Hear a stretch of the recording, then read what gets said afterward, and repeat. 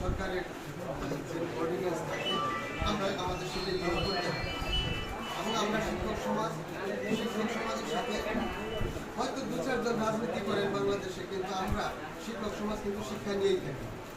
এটা নিয়ে আমরা ব্যস্ত, শিক্ষক ছাত্রছাত্রী এটা নিয়ে আমাদের। আমরা আশা করি যে আমাদের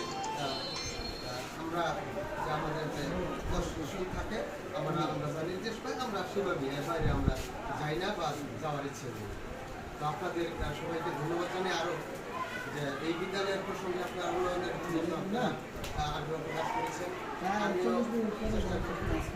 আর আপনারা জানেন এই বিদ্যালয়ের ফলাফল পড়াশোনার দিক থেকে বরাবরই কেন্দ্রে এবং প্রতি বছরই এরকম শীর্ষে অবস্থান করি আমরা। তো আপনাদের সহযোগিতা পেলে আরও এগিয়ে যাব। আর